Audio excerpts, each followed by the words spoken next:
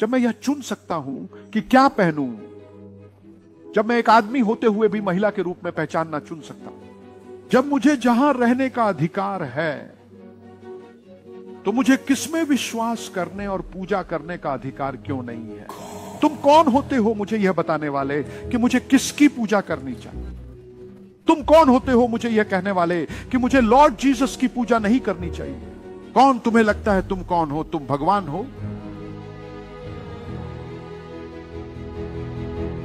हम जो चाहते हैं वह है ऐसे लोग जो परेशान नहीं करेंगे। आम जनता, हम चाहते हैं कि लोग वो न हो जो उन एजेंसियों का इस्तेमाल करते हैं जो उनके खिलाफ नहीं है और उन्हें बुरी तरह से चोट पहुंचाओ। अब यह अधिक से अधिक एक कम्युनिस्ट युग की तरह हो गया है। हमें प्रार्थना करनी चाहिए कि भगवान हमें जीने की आजादी दे। जिसे हम पूजना चाहते हैं उसे पूजने का चयन हम करते हैं। किसी को भी अधिकार नहीं है। और मेरा प्रश्न है कि मैं कौन से कपड़े पहनूं, इसे चुनने का अधिकार कब मिलेगा? जब मैं एक आदमी होते हुए भी खुद को महिला के रूप में पहचानने का चुनाव कर सकता हूं, जब मुझे रहने के लिए कहां चुनने का अधिकार है, तो मेरे पास वो क्यों नहीं है? मुझे चुनने का अधिकार है कि मैं किस में विश्वास करूं और पूजा करूं। तुम मुझे क्या बताओगे? मुझे किससे पूजना चाहिए? तुम कौन होते हो मुझसे कहने वाले कि मुझे प्रभु यीशु की पूजा नहीं करनी चाहिए? तुम कौन हो? तुम्हें लगता है तुम कौन हो? क्या तुम भगवान हो? मुझे मेरी आजादी दो। मैं किसी पर जोर नहीं डाल रहा हूं। तुम मेरे मुंह को क्यों बंद करना चाहते हो? मैं अपने अनुभव के बारे में बात क्यों नहीं कर सकता? क्या किसकी? क्या मैं आपको कुछ बता रहा हूं? क्या ये गलत है? क्या मैं कुछ बांट रहा हूं? आज शुभ वार्ता पर जो एक ईसाई चैनल है, हमें गवाहियां साझा करने से मनाही है। तुम्हें पता है क्यों? क्योंकि उन्हें अंधविश्वास के रूप में वर्गीकृत किया जाता है। ये एक ईसाई चैनल पर है।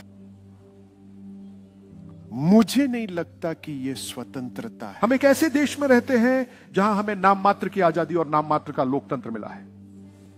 हमें प्रार्थना करनी चाहिए कि ईश्वर अलौकिक रूप से हस्तक्षेप करे। चलो सिर्फ पैसे कमाने की सोच से बाहर निकलें कृपया। हम यहां एक अंतर लाने के लिए आए हैं। प्रभु यीशु की कलीसिया को उठना होगा। यह हमारे लिए समय है। अब समय है, आपको पता है, हम चुनावों से पहले प्रार्थना के कुछ समय के लिए आह्वान करने वाले। मैं चाहता हूं कि हम सभी एक साथ जुड़े। हम शायद उपवास भी रखें और प्रार्थना करें, पर मैं चाहता हूं कि हम प्रार्थना करें। इन अंधेरे की ताकतों को हराया जाना चाहिए। इससे आमीन। और हमें यह चुनने की स्वतंत्रता होनी चाहिए कि हम किसकी उपासना करें, कहां उपासना करें और हम कैसे पूजा करते हैं। हम किसी को चोट नहीं पहुंचा रहे हैं, हम किसी को नुकसान नहीं पहुंचा रहे हैं, हम किसी को गुमराह नहीं कर रहे हैं, हम किसी से कुछ छीनने की कोशिश नहीं कर रहे हैं, हम किसी को धोखा नहीं दे रहे हैं। हम केवल वही साझा कर रहे हैं जो हमने अनुभव किया है। इसलिए आइए हम साहसिक होकर साझा करें और प्रभु के सामने प्रार्थना करें। हम चाहते हैं कि भगवान इस राष्ट्र के लिए क्या करें। आमीन। यह हमारा समय है, प्रार्थना करने का समय है। यह हमारा समय है सब कुछ बदलने का। चारों ओर देखें। आमीन। आइए परिवर्तन के साधन बने। सभी सहमत हैं? आमीन चिल्लाओ। स्वर्गीय पिता, हम आपके पास आते हैं। हम प्रार्थना करते हैं कि अधिकार में धर्मी लोग हों प्रभु।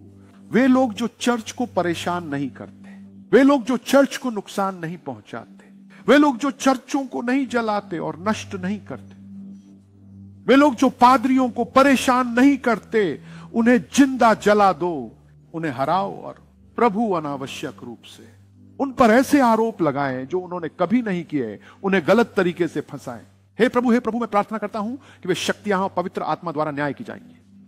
भगवान, मैं प्रार्थना करता हूं कि आपका न्याय प्रबल होगा। मुझे पता है कि उनमें से कुछ अपनी संपत्ति और धन के बारे में डींग मारते हैं और वे सोचते हैं कि वे सब कुछ नियंत्रित कर सकते हैं, लेकिन धन और पैसे से नहीं। पर मैं प्रार्थना करता हूं प्रभु, मुझे पता है पवित्र आत्मा का अभिषेक यह अधिक शक्तिशाली है और आप अपने लोगों की पुकार सुनते हैं। इसलिए हम प्रार्थना करते हैं, चाहे दुनिया में कुछ भी हो पिता, तुम्हारा अलौकिक हाथ हर धोखेबाज योजना को कुचल देगा। हर योजना, हर रणनीति शैतान द्वारा हमें, आपके लोगों, आपकी कलीसिया को चोट पहुंचाने के हर काम को नहीं, न केवल गांवों में, शहरों में, कस्बों में, परंतु हे प्रभु, मैं प्रार्थना करता हूं कि चर्च बढ़े। तेजी से और जंगली तरीके से पिता, जैसे जंगल की आग ये इस राष्ट्र में फैल जाएगा। हे ईश्वर, हे प्रभु, मैं प्रार्थना करता हूं कि कोई भी इसे रोक नहीं पाएगा।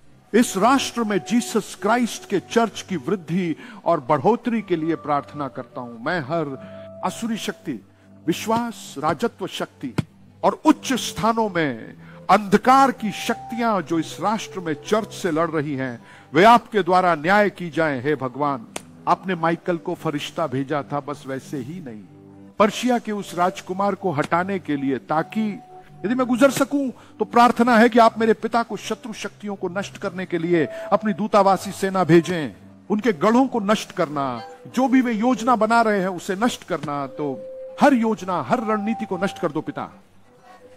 यीशु के नाम पर हम आपसे गुहार लगाते हैं प्रभु ईश्वर कि आप हमें, अपने लोगों को उद्धार प्रदान करें।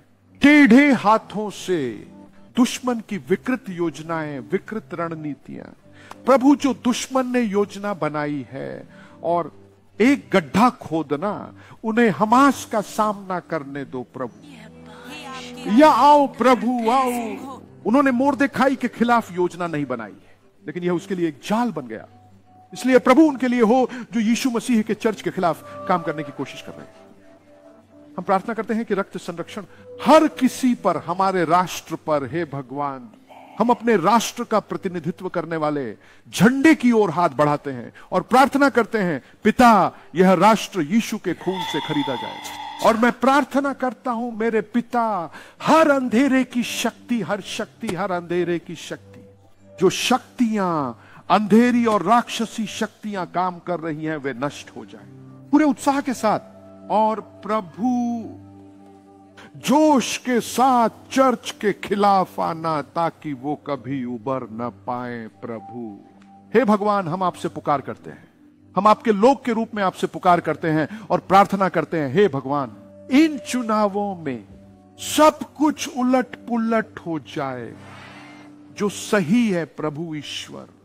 उल्टा सभी दुष्ट गणनाएं, प्रक्षेपण या इसके प्रभावित मीडिया प्रक्षेपण में ध्रुव और गलत ध्रुव मौजूद हैं, भगवान को कुचल दो। लोग मीडिया या प्रदर्शनी पर विश्वास करके धोखा नहीं खाएंगे, लेकिन वे यीशु मसीह पर विश्वास करेंगे कि आप हर शत्रु शक्ति को पलट और गिरा सकते। लोग कुछ भी कह सकते हैं, लोग कुछ भी फैला सकते हैं, लेकिन प्रभु, हमारा विश्वास लोगों में, कहो पैसे की नहीं, शक्तिशाली लोगों की नहीं, लेकिन हमारी आस्था तुम में है। इसलिए हम तुमसे पुकारते हैं, परमेश्वर, हम पर दया करो, तुम्हें इसकी आवश्यकता होगी। इस राष्ट्र में, हमारे राष्ट्र पर दया करो प्रभु। मैं अपने लोगों की रक्षा के लिए प्रार्थना करता हूं।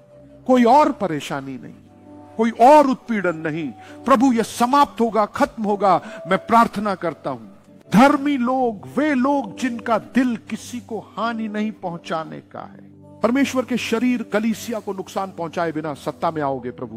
भगवान, हम आपसे विनती करते हैं, कृपा करो, कृपा करो, कृपा करो। हे प्रभु, हम पर कृपा करो। यीशु के नाम में हम प्रार्थना करते हैं। प्रार्थना करें, आमीन।